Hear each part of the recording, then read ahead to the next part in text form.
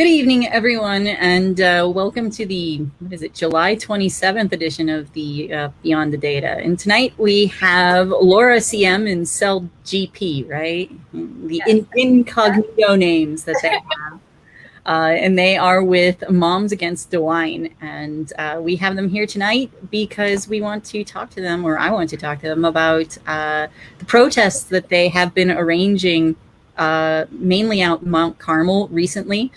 Due to the mandates that the hospital system has imposed on the healthcare workers there, and basically asking them how's it going, what we can do to help, why is it important, and so forth. So without further ado, if you guys want to jump in, talk about it.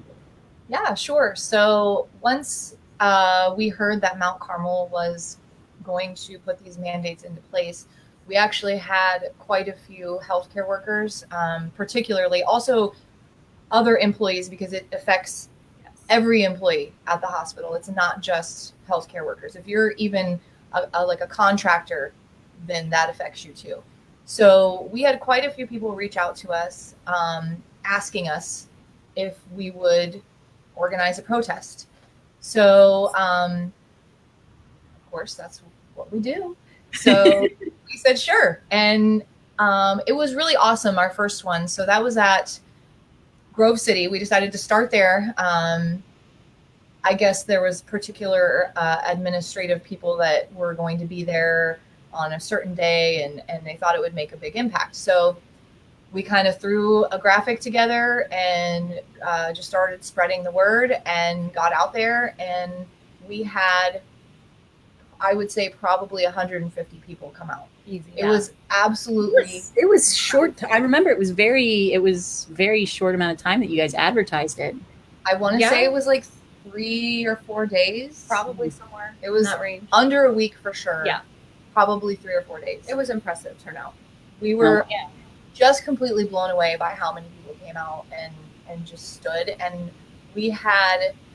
It was really awesome. Like, one of my favorite things about that day was the person driving by that said, here, and they handed one of our other members an envelope, and in the envelope was $150, and they said, awesome. And they said, just put it toward the cause, fighting for the cause, and that was so cool.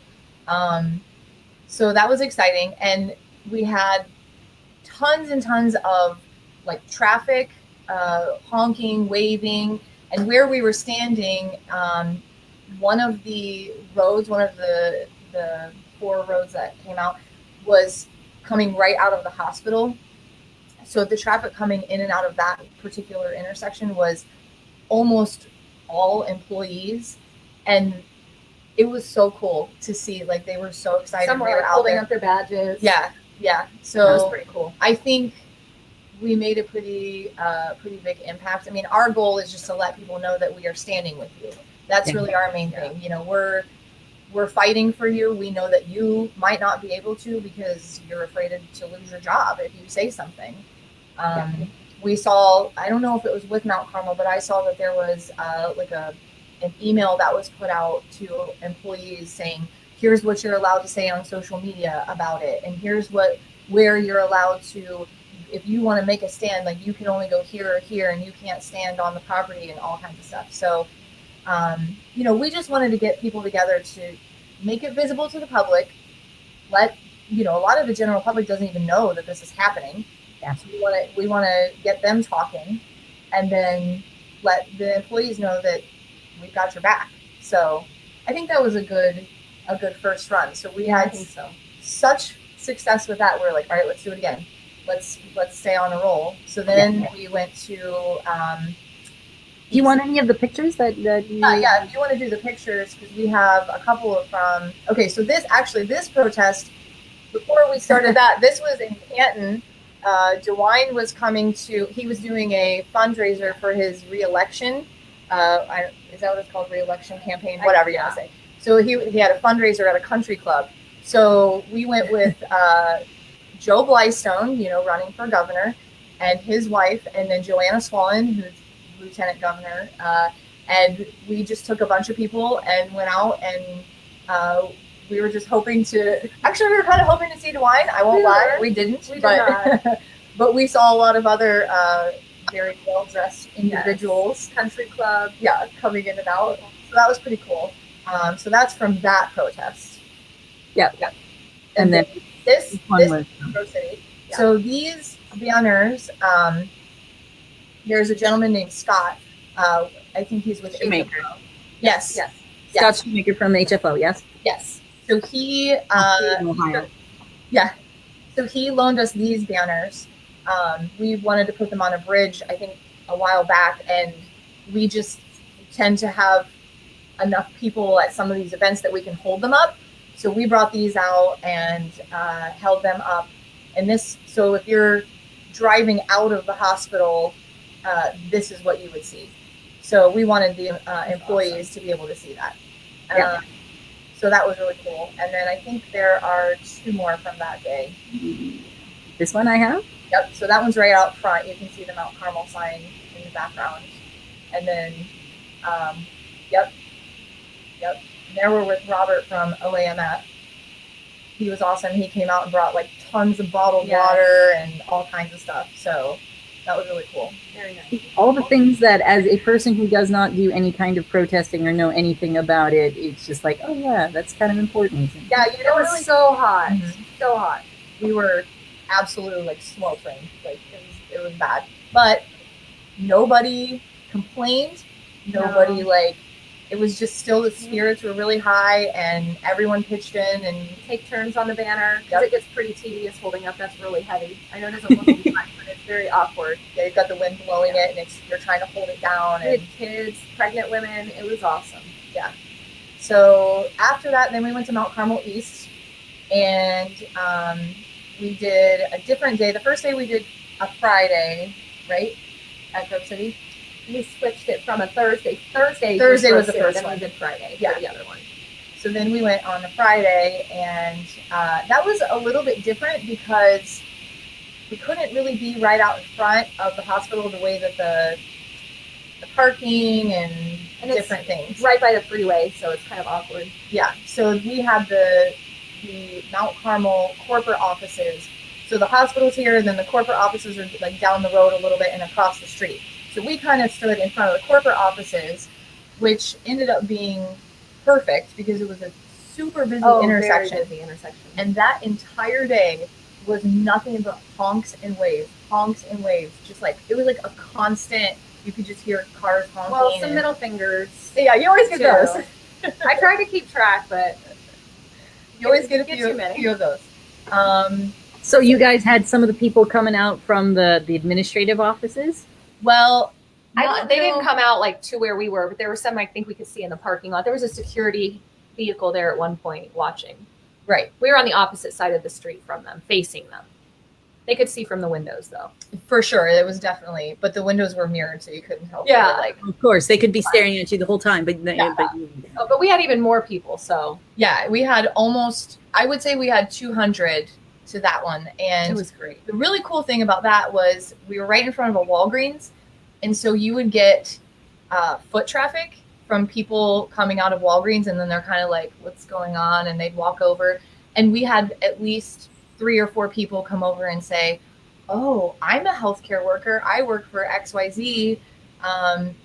They're talking about doing this to us too. What can I do? And it was so great to be able to like, hey, here's our number. Connect with me. Like, we'll get you resources. We'll help you figure it out. Like, you're not alone. And I think people were really, really thankful for that. And that is the whole point of what we were doing, is to be able to be out there and connecting with people like that who are like, I have no idea how to fight. I have no idea what I'm supposed to do.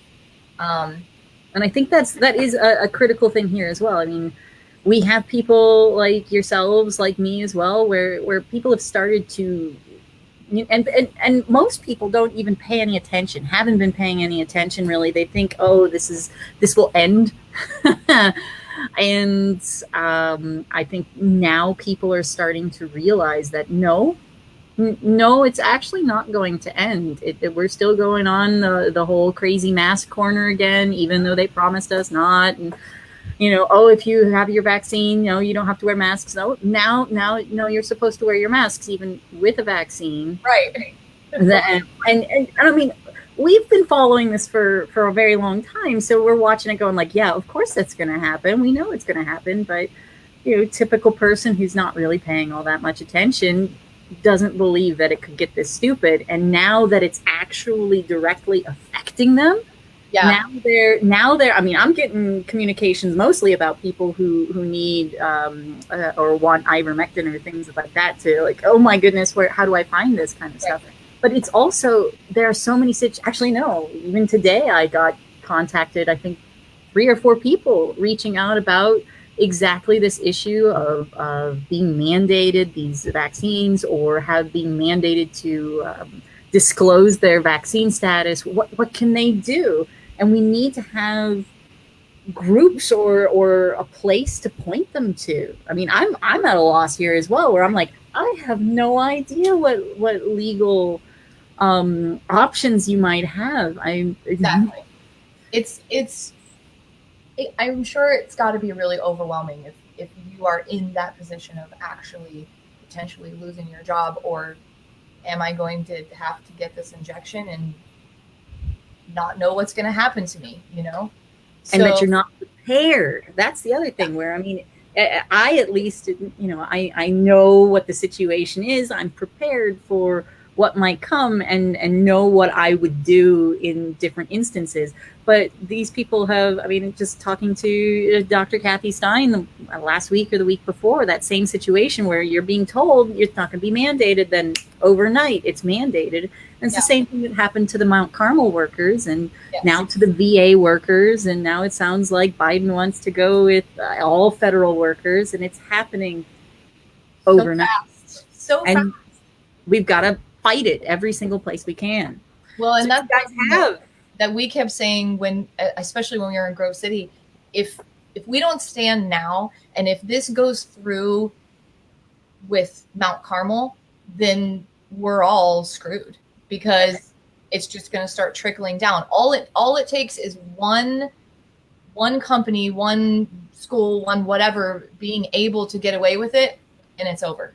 Yep.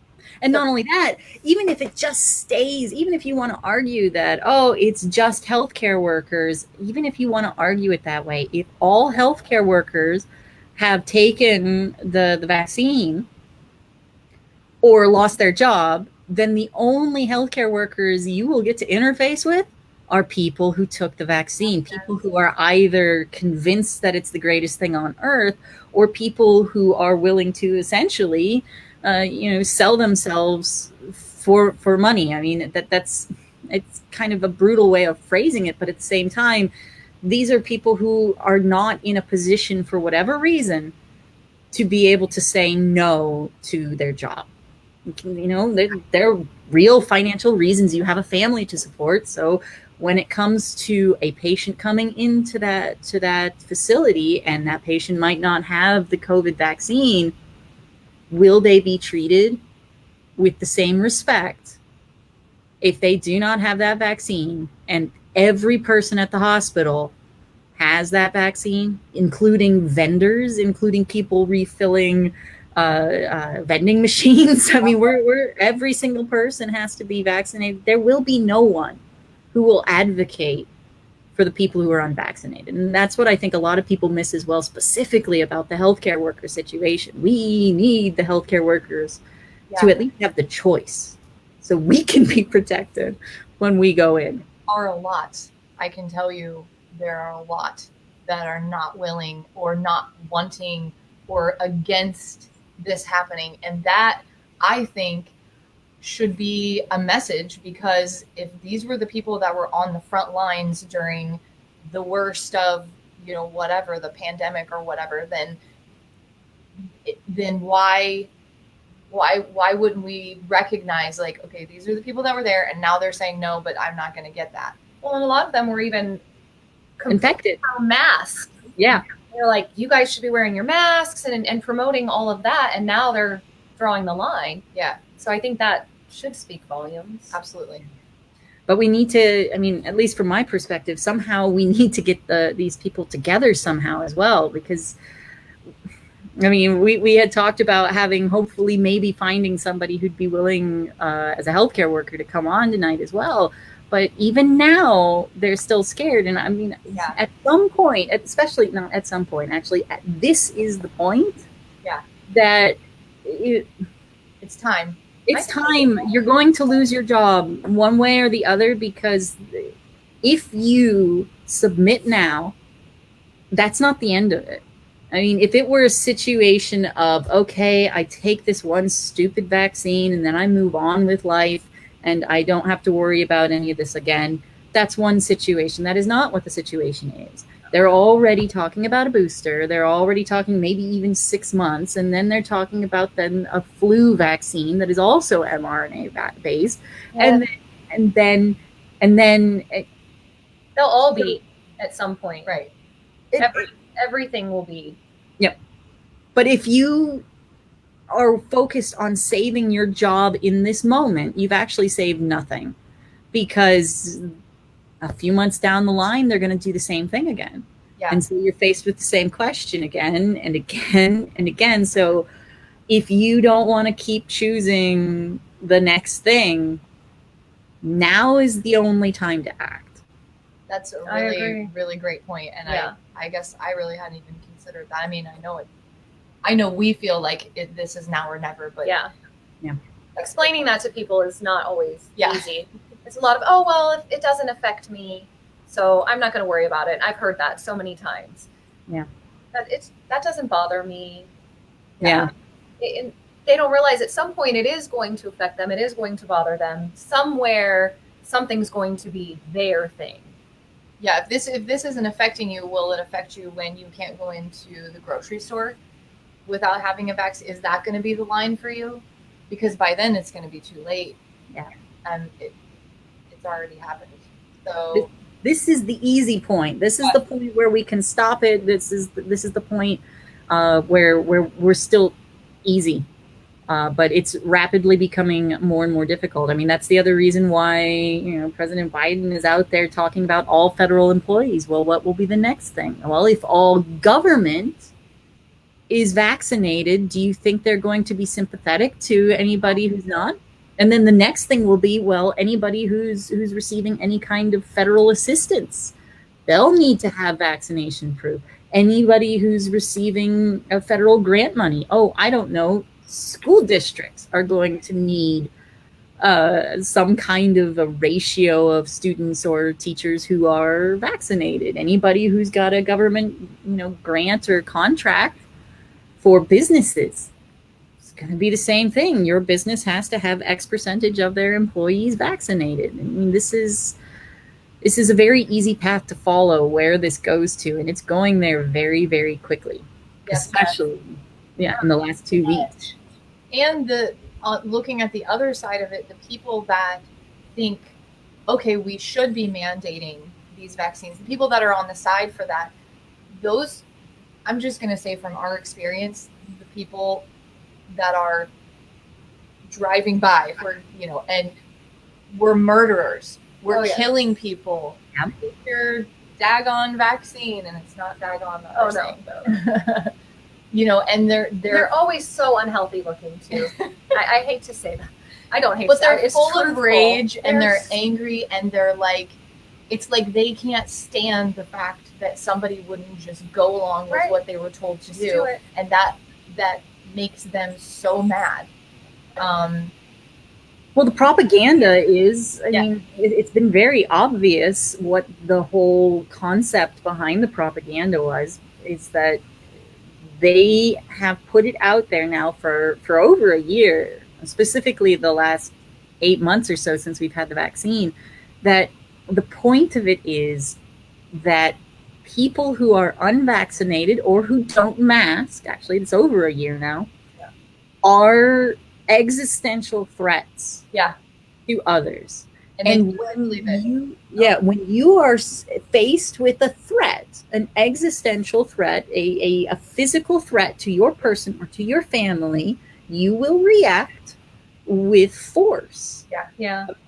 This is basic human behavior and psychology. And so you have the people who come driving by, they have been told again and again and again and again that anybody who isn't wearing a mask or isn't willing to be vaccinated is a threat to their personal health. And so what will they do? They will start getting quite violent with people who don't, because, well, they perceive it as a threat to themselves, to their families. And it's just, it's horrifying watching it happen, where it's just like dehumanization. It's the worst possible thing we can do, and that's what the government is doing.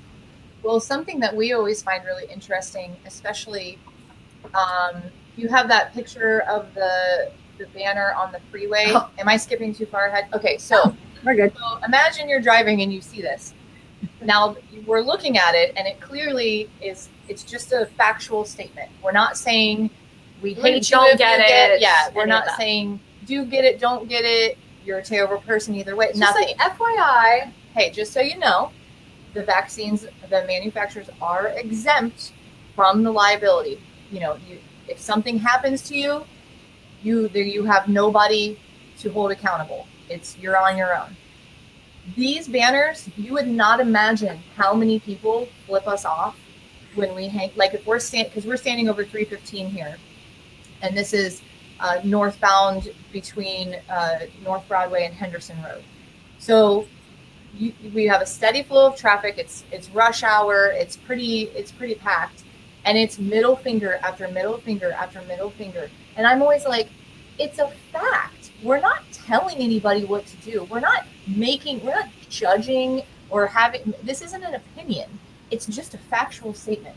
And they don't even want to hear it. You know, I got double middle fingers. The girl almost ran off the side of the road. She would have wrecked. I would have felt sad, but yeah, it was just funny.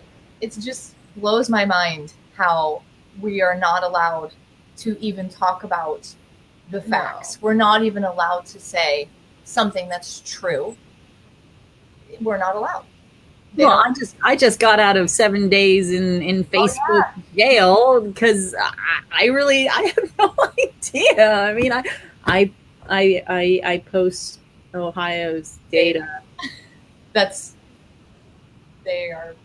I'm apparently not supposed to be doing that because there's too much. I don't know. They don't want people to know where to find it. I guess, or whatever they're doing. I don't even know at this point. It's ridiculous. This is how far we've gone. It is about suppressing just the basic facts, and just if you say the facts, then you are somehow hateful and need to be silenced, because how dare you? How dare you? You are an existential threat to everyone else because you are stating a fact. You're a murderer because you're telling people that you can't sue anybody if the vaccine injures you or even, God forbid, kills you. Yep. And I don't know how many GoFundMes I've seen in different places of people who have been injured by these vaccines and who have no recourse. Their insurance isn't, as far as I understand, their insurance at some level, some of them are not covering it. The specific medical procedures, at least some of them aren't. And it's just like, and they are now making it a requirement for employment. And in our leadership group of 7 of us, we all know at least 1 and maybe even more, like 4, 5, 6, 7, even 8 people that have either been injured or even died from the vaccine. And that's just within the 7 of us. So yep. My aunt is almost certainly in that number. And she, 6 days after her second dose, she had a massive pulmonary embolism. Oh my God, that's terrible. But it's there. It happens. It has been happening, and we're finally figuring out the mechanisms of why it's happening. And yet, still, it doesn't. But you have to take it. Yes, you have to take it, and it's just like, good luck. No, they still think that the risk and the benefit, they just kind of don't get that your risk of getting harmed from the vaccine is much greater than the benefit of I mean, Still, you The- will yeah, what's the probably benefit? potentially get COVID even if you got the vaccine, and also you can still spread it, yeah, and but still get it though. yeah, but get the shot. Get the shot. I don't get We it. can't. I don't know. Well, I'm not getting it, and I don't get it. But either one. There's no, well, I mean, to be fair, this is basically the fault of the CDC, I would say, the majority, the fault. Sorry, Carrie, though I'm pretty sure she would agree with you there that it is the fault of the CDC. I mean, when we went over just even one section of the CDC's, the ACIP's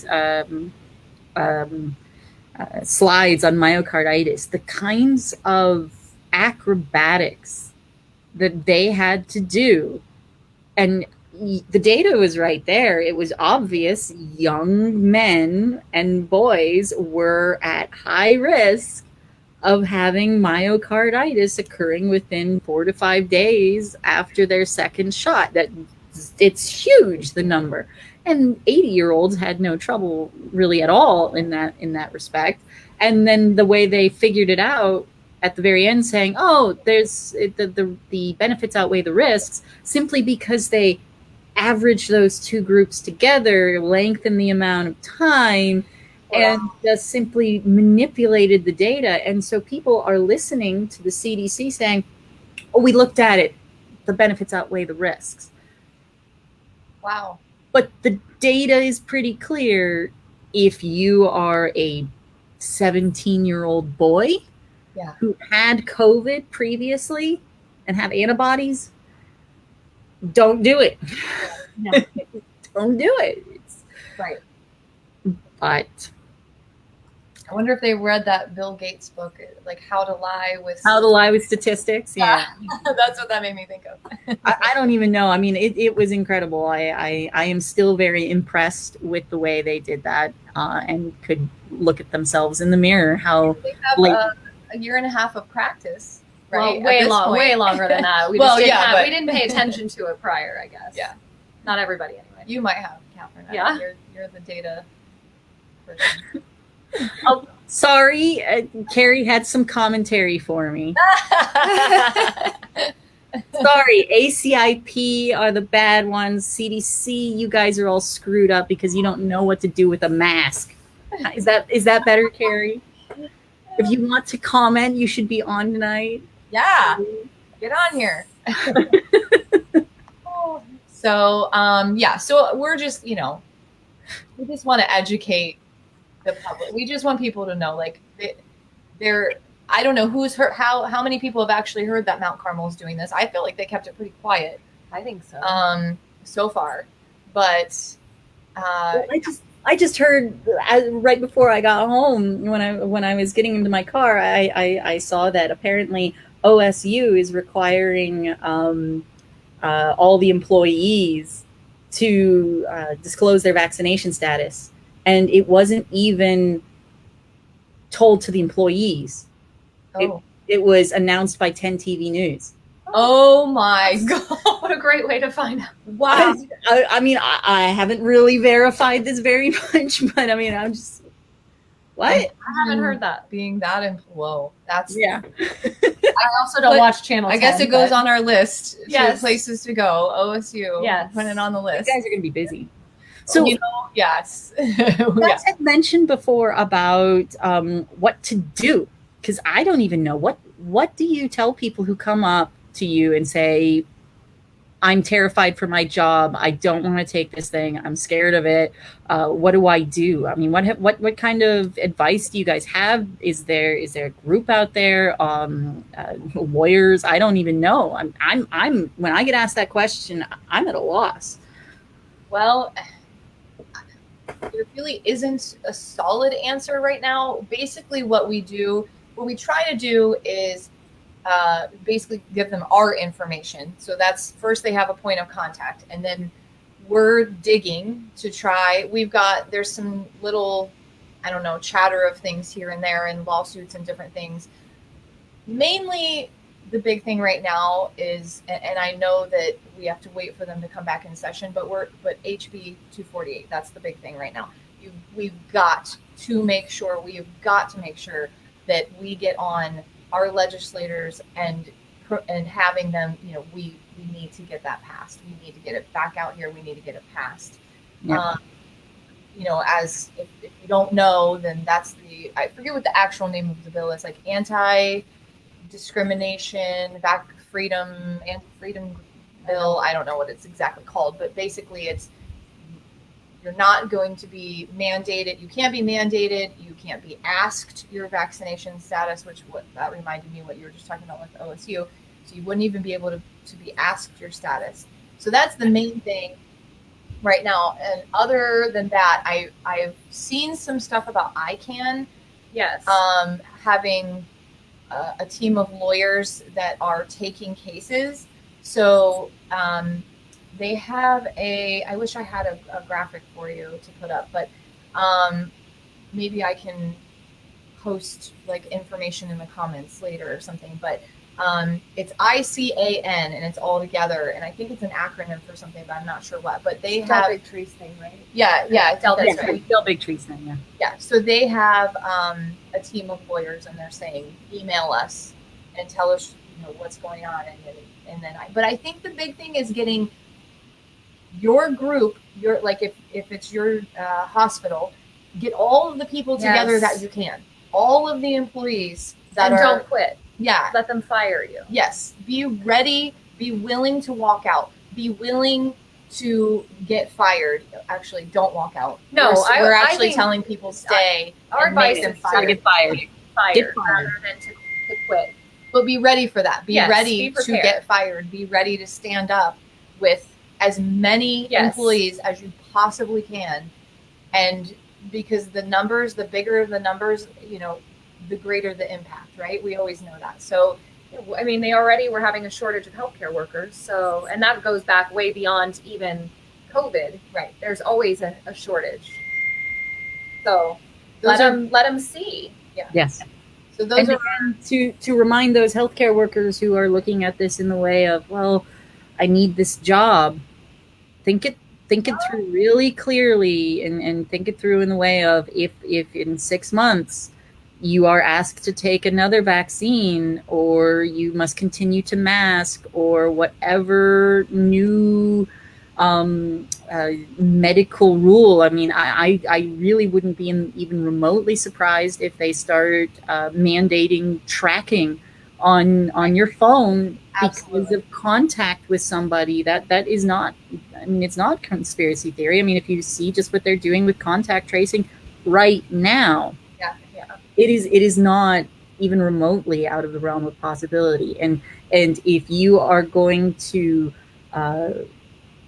if it's worth it to protect your job for the vaccine, and take the vaccine to protect your job, you also need to remember it's not just the vaccine, it's all of these other measures that will be implemented. Well, and more vaccines coming down always. I mean, there's how many, like hundreds of vaccines always in creation, or, they're trying to get through that for viruses we haven't even heard of yet. Yeah. So when does the next one come? Yeah. Yep. And if you do decide that it's worth it to you, that your job is worth all of those sequela, then by all means take it. But if you aren't okay with it, now is the time that there's the best chance of having exactly what you guys were just describing. I mean, I don't know. Are there groups out there? Are there list servers or anything like that where maybe so, this is not my genre. I do not know how to do this kind of stuff, how to organize this kind of stuff. But if there were a place for people to anonymously contact each other somehow in their hospital systems, I don't even know how that could work though, because you could get a mole in there so easily from the administration, and that's the problem. People are they're scared to talk to their coworkers to build a big enough coalition. And right. Anybody out there has an idea of how we can help healthcare workers connect with like-minded healthcare workers? Up to our protests, because I'm telling you what, we have a ton of healthcare workers out there standing with us, and we try obviously to protect their identities, but I'm telling you, we have a lot that comes. Yes. So that could be a start. Come there and meet Maybe others. connect. Yeah. So Like tomorrow. at 3:00. And you know what? You don't even have to come. You don't have to come at 3. You don't have to stay the whole time. And if you don't have a sign, we've got plenty. Yes, we A have big heavy one. Well, I have all kinds. Yeah, we have every kind of sign. Yes. So you can borrow a sign. Just bring yourself. If you only have a half an hour, like maybe you're on your way home and you just come out, just stop by and grab a sign. And we have people, it's like a flow. We just have people in and out the whole time. And we have people connecting. It's really cool to see really cool. Oh, you're from here? Oh my gosh. And then they're networking. Joanna Swallen came out to our to last week. She brought some people down from Canton. I saw a picture of her there. Yeah, there she is. So she came down and brought some folks from Canton. So that was pretty cool. And we have people that have been traveling down from, I believe, Cleveland area that have come. So because I think people realize, like, if we're not standing now, and again, like I said, the greater the numbers, the bigger the impact. Absolutely. And if we're all making it a point to be out there, that's what people are seeing driving by. And I'm so much traffic. I mean, I was like blown away, but it was amazing. There are hundreds and hundreds and hundreds of people seeing us standing out there. And I think even that might be enough. Maybe a healthcare worker on their way home from work and they see us and they're like, oh my God, I'm not alone. Like, there are people out here that think that we've had people drive by and park and come over and be like, this is amazing. I thought I was the only one, So and that's really encouraging. So we're happy to connect people. And I think that's critical at this point in time. It's especially now that it's still summer, the weather is still nice, that these kinds of protests happen with regularity, that people know that they're happening, where they're happening, they're in a prominent location, and you have a group of normal looking people. Let's try to keep it as normal as possible. No, crazy costumes and. Well, you know what? We have our kids out there. Yes. Tons of kids. It's very family friendly. We love having the kids out there. Play music. Yeah, we have music. I mean, like I said, I like your kind of protests. Man, those are like parties. Why do you guys have to be down there and not up here? I mean, we can travel. We often do. Yeah. I'm sure there are places up in the Cleveland area that are going to be doing it. I'm sure. I'm sure we'll be traveling. Yeah. And we're happy to do it. Our goal is just, be the voice. If you can't or don't want to or don't have time or whatever, we'll do it. We'll be out there. Yeah, and even if you can, share this information with yes, if you can. Please. And even if you aren't a healthcare worker, even if you don't know any healthcare workers personally, still show up because they are coming for the rest of us. Not just the healthcare workers at the hospital too. So there's also the data entry people and janitors and people who refill the vending machines. Yeah, exactly.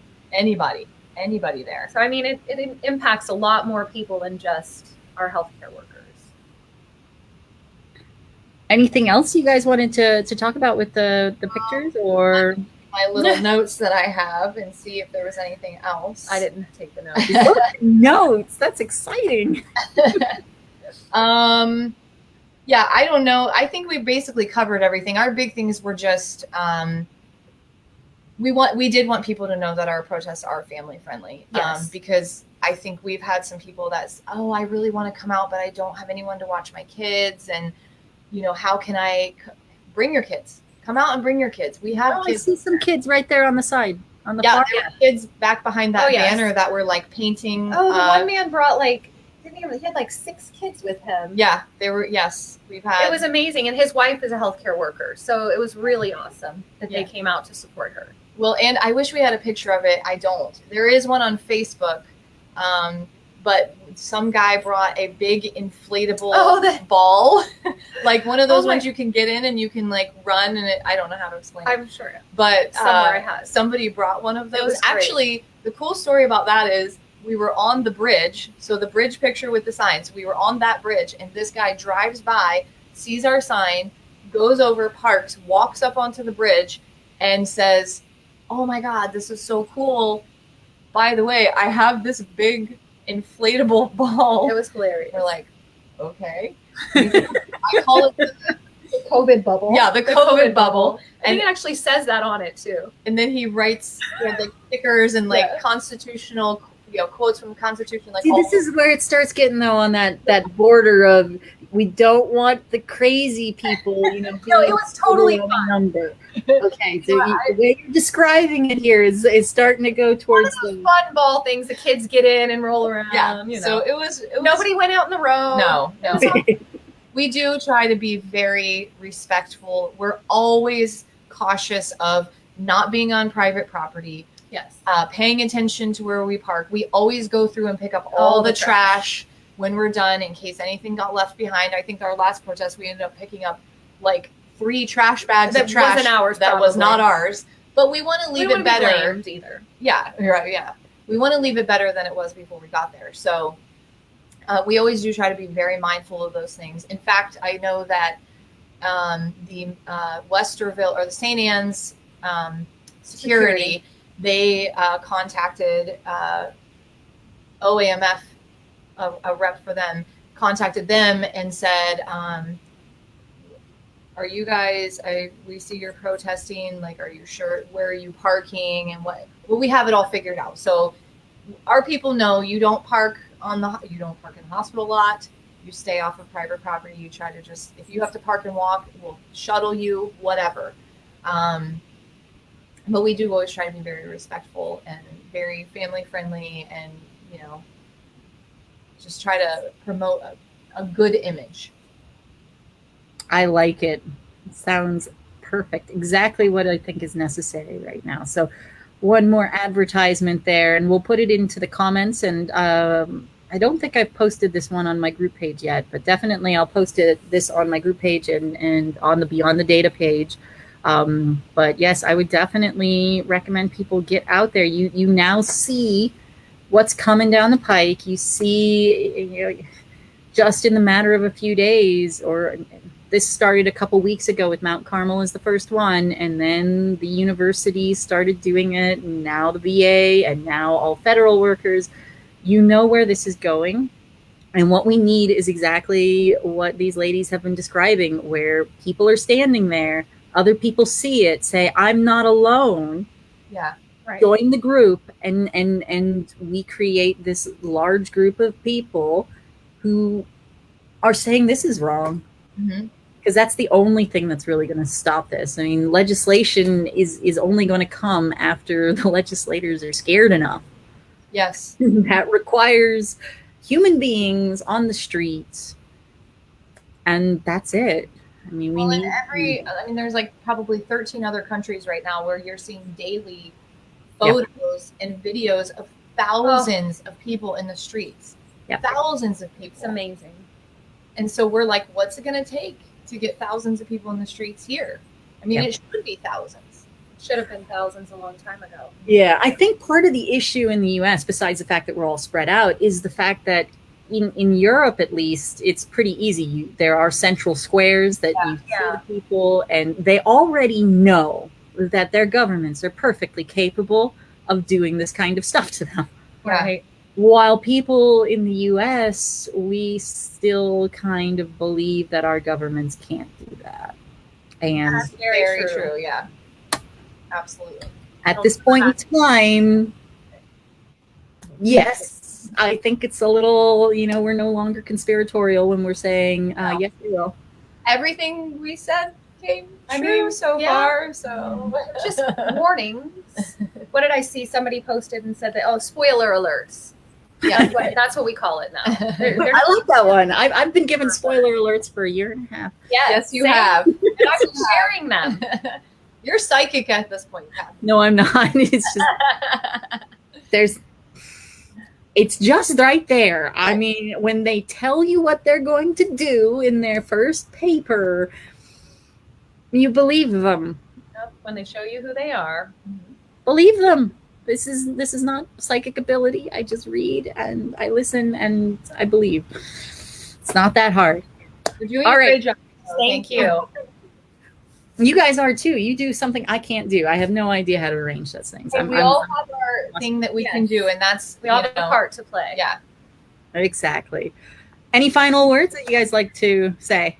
See you tomorrow. Yes. Maybe not you, but 3 everybody o'clock, else. 4 o'clock, 5 o'clock, whenever. Just see you tomorrow Perfect. this evening. Yes. All right. Thank you everyone for joining us. And I hope all of you or most of you go find a friend and meet these lovely ladies tomorrow. Good night, everyone. Night.